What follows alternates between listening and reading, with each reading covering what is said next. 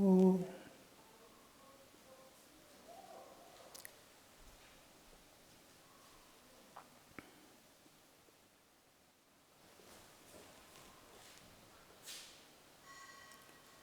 Om Sthapakaya cha dharmasya sarvadharmasvarupine avatara varisthaya Ramakrishnaya te namaha.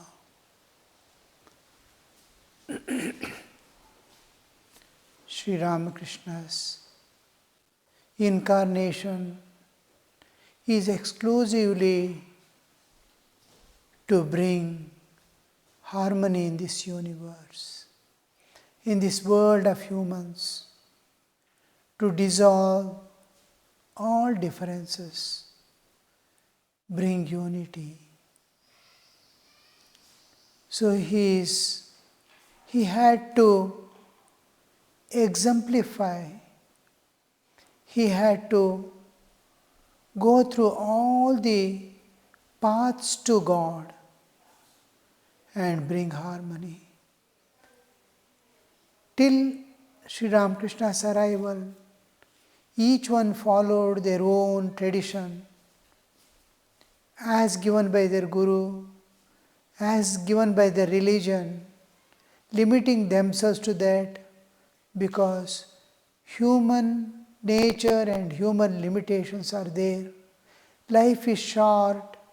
By the time each one conquers his own defects and impurities, it is lifetime. 100 years of human life is insufficient to transcend one's own nature. So it takes long time to finish. As Max Muller says, even to achieve one step ahead, like Yama Niyama, it takes almost the whole period of human existence. Where is the time? So all paths to go through, every path, every religion, and see the end and come back. I have seen that end. I went through the path exclusively given to that. I myself became the Shakta. I excluded all other things from my mind of other paths. And following that, I reached the goal specified by that particular path. To the other path I went. One by one path I went on seeing the ultimate goal. They specified, I reached and saw it was one and the same ultimate reality. Each was different path, each had named the same substance and viewed it in a different form. And that absolute existence which all religions, all paths are sure to have reached or to reach is such a thing that it appears, it manifests, it presents itself in the way that we approach it. And these are the standard paths, whether it is Shakta, Shaiva, Vaishnava, Dvaita, Advaita, Vishishtadvaita, Tantras, whatever path you go, it is a standard path in such a way that it is a relationship, a formula that forms between Jiva, Jagat and Ishvara. God, the man and the universe. These three entities, Jiva, Jagat and Ishvara. The relationship, how we are related to God, how we are related to nature, what are we? This is the whole subject matter or theme of all philosophies.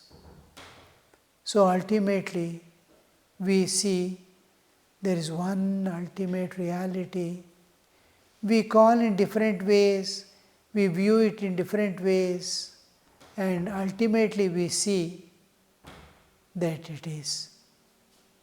That Sri Ramakrishna went through all. Earlier to him, of course, Vedic times, they had told and gone. Vedas say, and many souls realized, but they could not present to the world as Sri Ramakrishna did. Because Ramakrishna is the incarnation of God who has come only to establish. Others might have realized, but it was for their release. It was there for their mukti. It was for their liberation. It was there for their redemption. So goes the path. And Sri Ramakrishna, here we see emphatically and clearly mentioning that this is this.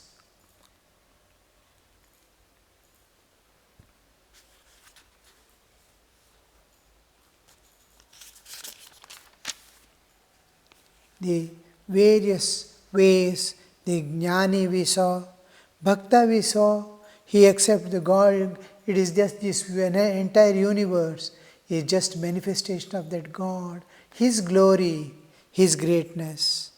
The stars, moons, mountains and all these things are His manifestation, His glory.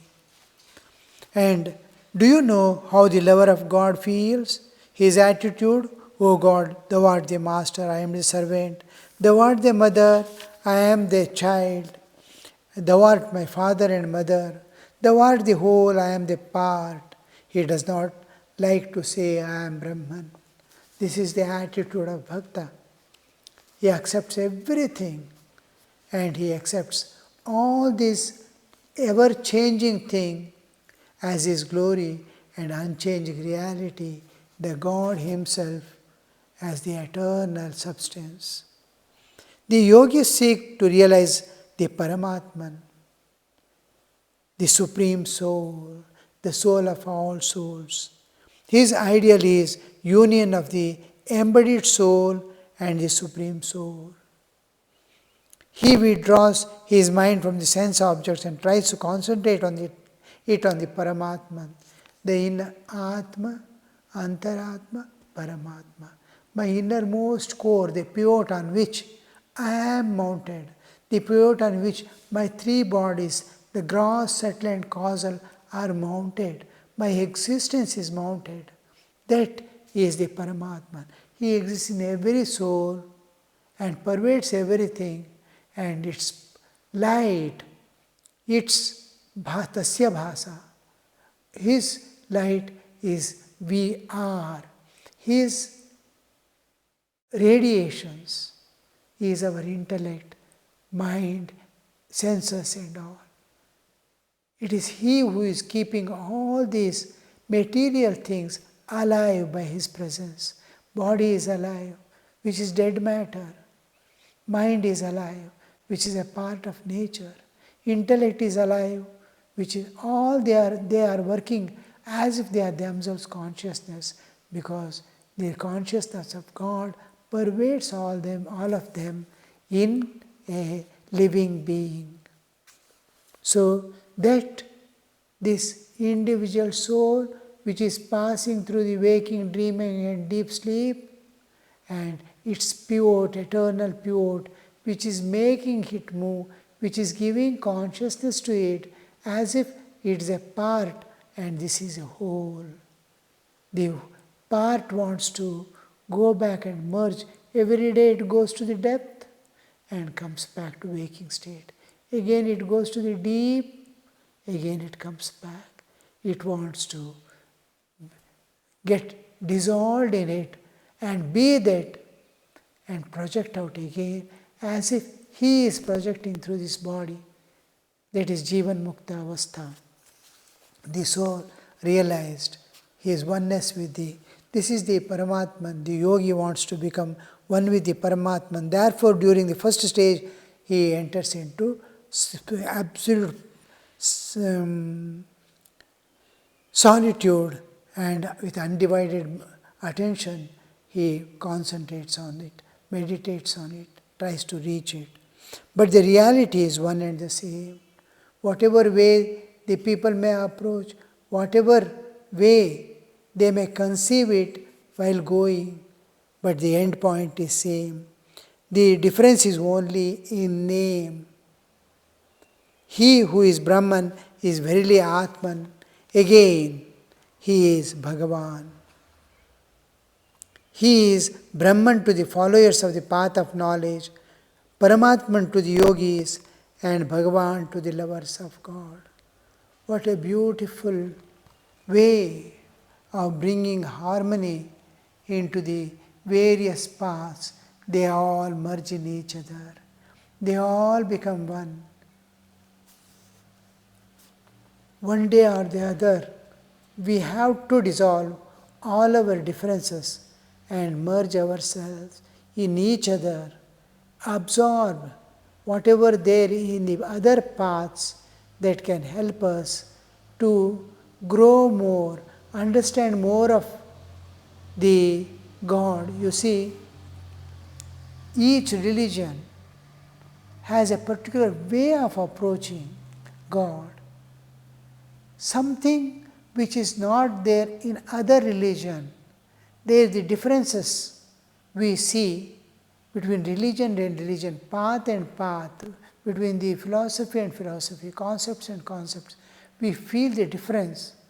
It is only upper view. Can we enter into their foot and peep and see the same thing and come back and see my path by which I realized?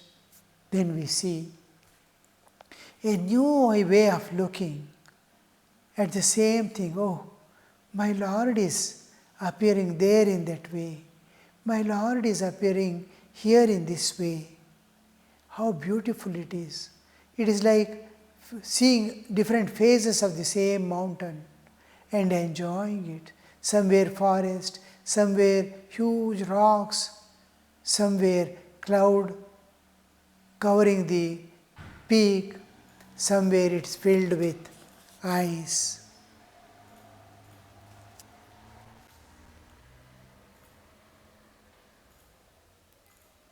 The steamer had been going towards Calcutta.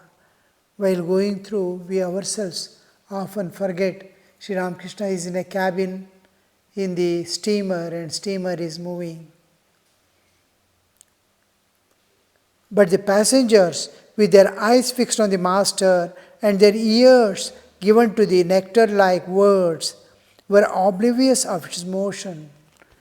The steamer is moving. They are not aware. Their ears are fixed, eyes are fixed. They are just through the audio-visual. They are taking Sri Ramakrishna and his sweet words, and words of, they are not ordinary words, words of knowledge that awakens the soul. Awakens the soul to the higher realities. That gives more and more peace, more and more calmness. You see, the Western and Eastern music. The Western music is nowadays modern, of course, the ancient, the Western music of the psalms of the churches and all that. If we go to the traditional understanding of music of the Western, so nice. It is like floating in the air somewhere. But when we come to this status of ours, the present one, it is exciting, this, that, and so many things. It's always shaking the inner self. It's making it more excited. The senses are becoming restless. It wants enjoyments like no calmness, no peace. Some ragas of the classical Hindustani music, you can see almost all. They have particular bhavas. It pacifies, it calms down. It gives peace, it awakens bliss, not excitements and enjoyments. It is peace and peace and peace. It is joy to bliss. It is bliss to eternity, that I am getting slowly lost in it. To forget the entire, I can at that time be totally independent of the bodily existence. All the pains of life evaporates. We detach ourselves from this bodily existence. As the inner peace becomes prominent, as the inner bliss becomes prominent, our external sheaths that are covering our soul become feeble and disappear in the void. Our spiritual awakening, spiritual fullness, spiritual active state of eternity, of peace absolute, of bliss absolute, shines forth. Dakshineshwar, with its temples and gardens, was left far behind. The pedals of the boat churned the waters of Ganges with a murmuring sound. But the devotees were indifferent to all this. The pedals, they push the water. But how it's flashing, it's exciting, but ears are fixed here, vision is fixed here, and it is not being heard even. Spellbound, they looked at the great yogi, his face lighted with divine smile, his countenance radiating love, his eyes sparkling with joy. A man who had renounced all for God and who knew nothing but God. What a beautiful state and awareness. God and God alone. To see God everywhere, be filled with God, awareness filled with God. There is no world, worldliness, nor the raga, dvesha, attachments and aversions, likes and dislikes. Nothing is there. It is all entered into neutrality. It is calm. And that joy, the transcendental bliss, which humans rarely experience after many, many lives with enlightenment, that peace of the transcendental, that bliss of the absolute, Sri Ramakrishna is radiating. Just like we may not be able to reach the sun and know its temperature. The more nearer we go to the sun, we get burned.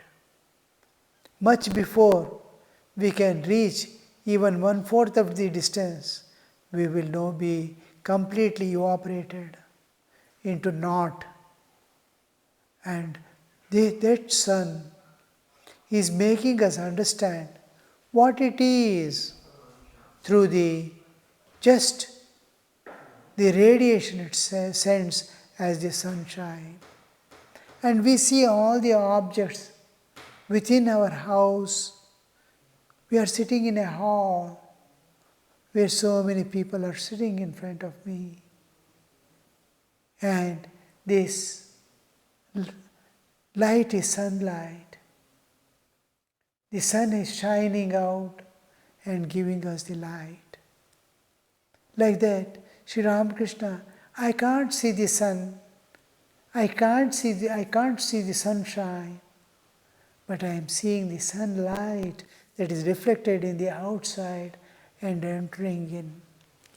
Like that, I will never be able to enter into the transcendental, at least this life, unless God blesses me with that, or in nearby future lives also we have no hopes. Yet Sri Ramakrishna wants to us to experience and know what it is like. So he is radiating that transcendental bliss. He is radiating that peace. He is radiating that joy and love.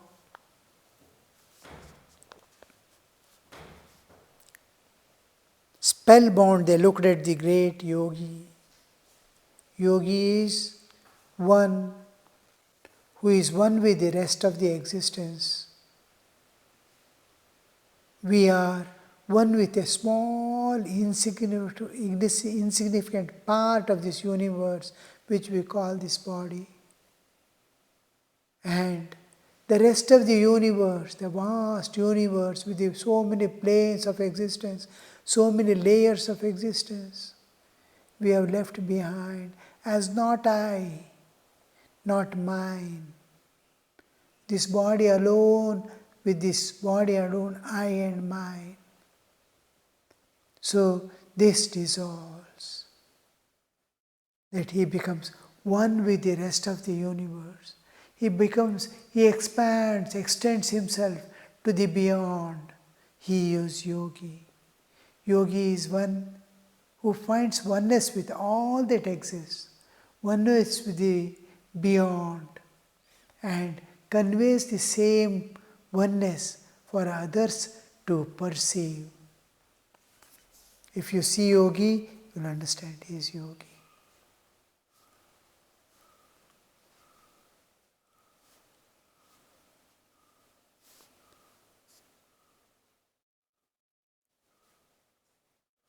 His face lighted with divine smile.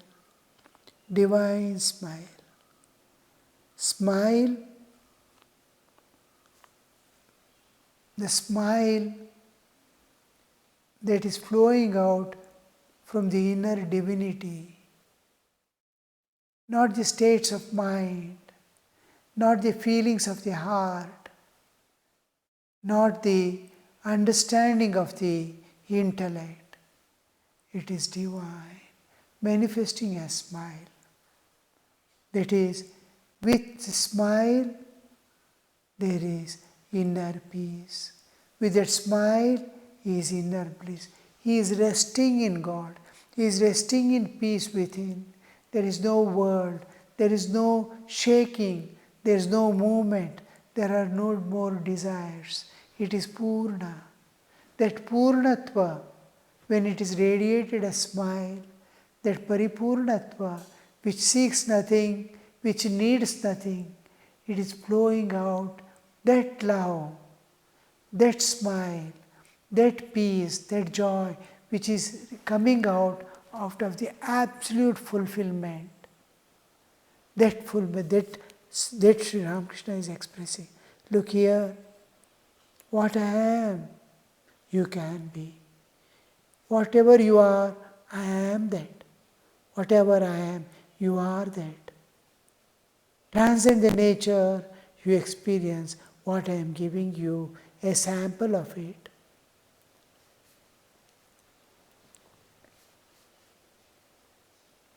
Man who had renounced all for God. What is that all for God? What is it all?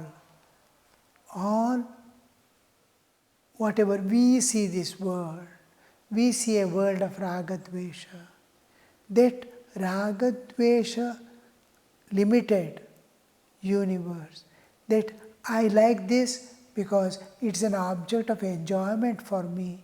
This I like, I want this because it is going to give me comfort. This is mine because it's going to give me some peace, though temporary. So I am holding on to certain things, I am avoiding certain things, I am pushing away some things with hatred, dislike. This world of attachments and aversions, of enjoyments and hatred, all this is given up, and divine is accepted. Holding for this divine, the divine which pervades within, the external things are given up. Denial begins with the body as myself, the external objects as mine. This is renunciation. I keep certain things as mine, which belongs to this nature and God.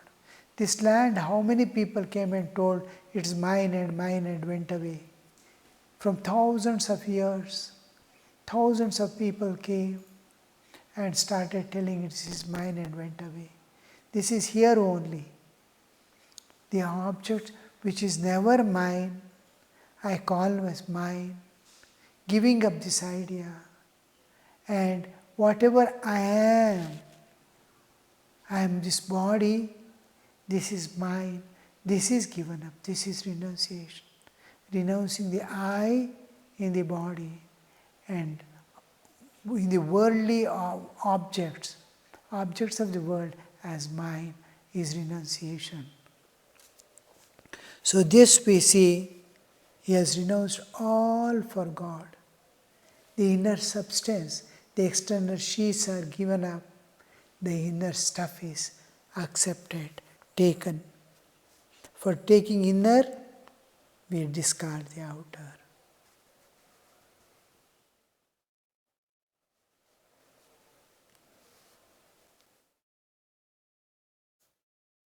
And knew nothing but God. What happens when you renounce all external sheets? The innermost substance you take as your own. A man had renounced and knew nothing but God. Unceasing words of wisdom flowed from his lips. From his lips, the supreme wisdom is flowing away. It is giving. Master, the jnanis who adhere to the non-dualistic philosophy of Vedanta say that the acts of creation, preservation and destruction, the universe itself and all its living beings are manifestations of Shakti, the divine power.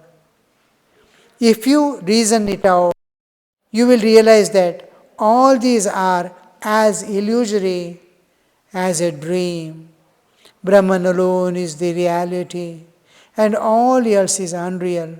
Even this very Shakti is unsubstantial, like a dream.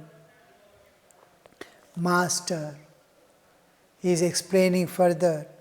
The jnanis who adhere to the non-dualistic philosophy of Vedanta say that act of creation, preservation, destruction of the universe itself and all its living beings are manifestations of Shakti, the divine power, known as Maya in the Vedanta philosophy.